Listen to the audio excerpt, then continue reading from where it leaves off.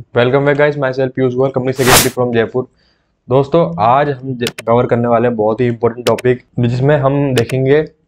आज सभी को पता होगा, अभी जो इंडिविजुअल हो चाहे कॉर्पोरेट पर्सन हो, यानी कंपनी हो, एलएलपी हो, पार्टनरशिप फर्म हो, सोसाइटी हो, ट्रस्ट हो, इन सभी पर जो इनकी जो इनकम होती है, उन पर जो इनकम टैक्स के प्रोविजंस अप्लाई होते हैं, वो as per the income tax act 1961 के अकॉर्डिंग होते हैं। ठीक है, बट अब जो आपको भी पता होगा, गवर्नमेंट ने प्रपोज किया है, गवर्नमेंट ने अभी जो है पब्लिक कमेंट्स के लिए डायरेक्ट टैक्स कोड है वो पब्लिक किया हुआ है for the comment of public. ठीक है, इसके बाद अब जो इनकम टैक्स एक्ट है वो अबॉलिश होगा और इसकी जगह जो है इनकम डायरेक्ट टैक्स कोड आएगा, जिसमें सभी जितने भी डायरेक्ट टैक्स हैं वो सारे एक साथ यहाँ पे मर्ज किए जा रहे हैं। जैसे सारे इनडायरेक्ट टैक्सेस के लिए एक लॉ लेके आया गया, वो था जीएसटी। उसी तरीके से जितने भी डायरेक्ट टैक्स हैं उन सभी के लिए एक ही कोड आ रहा है, which is called the direct tax code.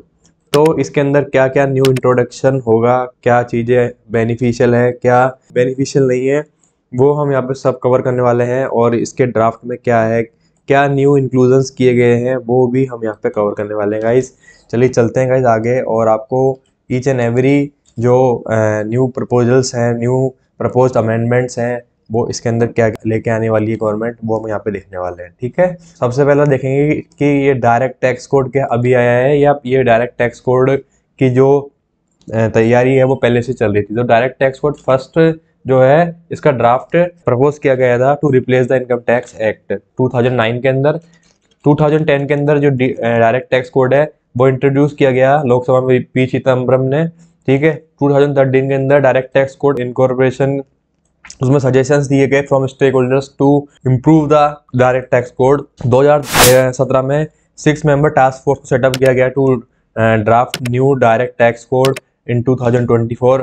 जो अनाउंसमेंट किया गया, the draft of direct tax code introduced by finance minister Nirmala Sitharaman in 2025, coming up with the direct tax code with the budget 2025। अब हम देखेंगे direct tax code with the comparison with income tax act, कि income tax act से अगर हम compare करें तो क्या क्या चेंजेस होने जा रहे हैं।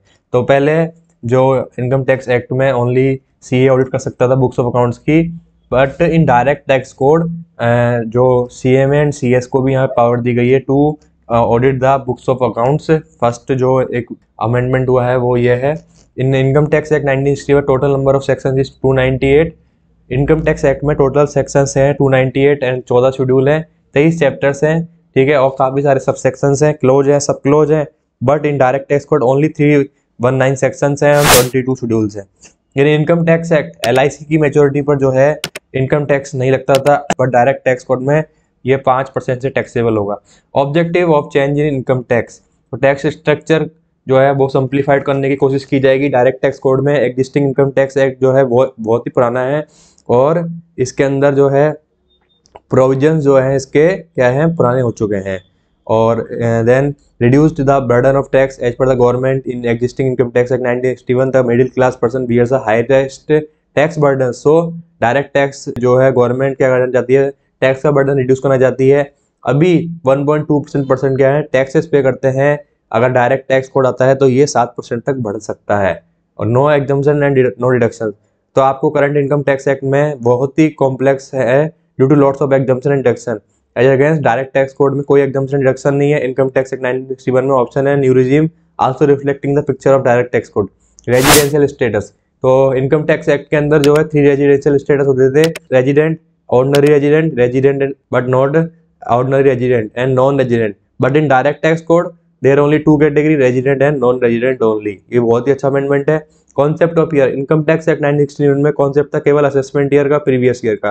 ठीक है, तो इस वजह से काफी कंफ्यूजन होती थी नॉन प्रोफेशनल पर्संस के लिए। तो डायरेक्ट टैक्स कोड में ऐसा कोई कॉन्सेप्ट नहीं है assessment year and previous year का, सिंपल कॉन्सेप्ट है only financial year. Head of income, तो इनकम टैक्स एक्ट 1961 में अगर इनकम अर्न की जाती है from salary, then you mentioned income from salary, and if you have any other income like bank interest or dividend, you mentioned income from other sources. But in direct tax code only mention income from employment and income from residuary sources। TDS और TDS collection बहुत ही improve किया जाएगा इसको। Tax rate direct tax code में की probability है higher tax rate कितना रहने वाली है 35% as against in income tax is 30%, but due to surcharge that effective rate become 42%।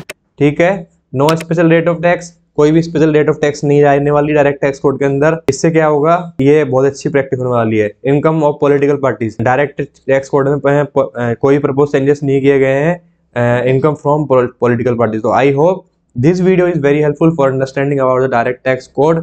If you have any query, so you can also contact on the number given on the screen. Guys, thank you very much for watching this video.